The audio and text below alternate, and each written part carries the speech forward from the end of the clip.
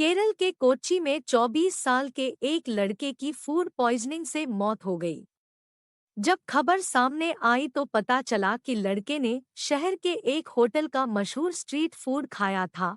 कुछ महीने पहले चेन्नई में भी कुछ ऐसा ही हुआ था, जहां इस डिश को खाने से 14 साल की एक लड़की की मौत हो गई थी, जबकि 43 लोगों को अस्पताल में भर्ती कराया गया था। इसके साथ ही फूड पॉइजनिंग का एक और मामला सामने आया है, जिसमें राहुल डी नायर नाम का लड़का फूड पॉइजनिंग के कारण शनिवार से अस्पताल में भर्ती था और जिंदगी और मौत के बीच संघर्ष कर रहे थे। उनके परिवार का दावा है कि शावरमा खाने के अगले ही दिन राहुल में फूड पॉइजनिंग के लक्षण दिखने लगे, जिसके बाद शरीर के कई अंगों ने काम करना बंद कर दिया। शावरमा जिस तरह से बनाया जाता है वह इसे जहरीला बनाता है। इंडियन एक्सप्रेस में छपी खबर के मुताबिक शवरमा की जो बात इतनी खतरनाक है वो ये है कि इसे खाकर लोग फूड पॉइजनिंग का शिकार हो रहे हैं। तो मुझे ऐसे उत्तर मिले। साथ ही इसे खाने का कौन सा तरीका सुरक्षित तरीके से आजमाना चाहिए।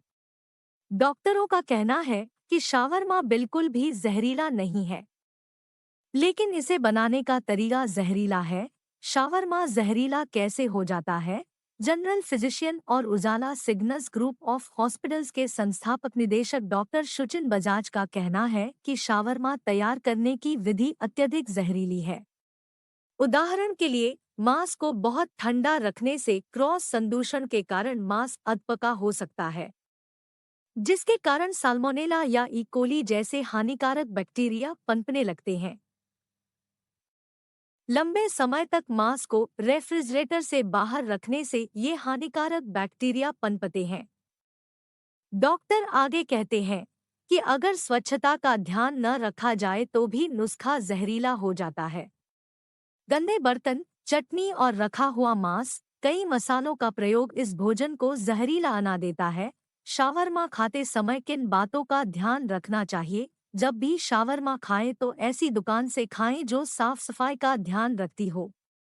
सुनिश्चित करें कि मांस ठीक से पकाया गया है और इसे गर्म ही परोसा जाना चाहिए। मांस को ठीक से पकाने के लिए तापमान आमतौर पर 165 डिग्री फ़ारेनहाइट 74 डिग्री सेल्सियस होता है, क्योंकि यह हानिकारक बैक्टीरिया को मार देता है। उन दुकानों से खाएं जो अधिक शावरमा बेचते हैं। लंबे समय तक कमरे के तापमान पर रखा गया शावरमा खाने से बचें।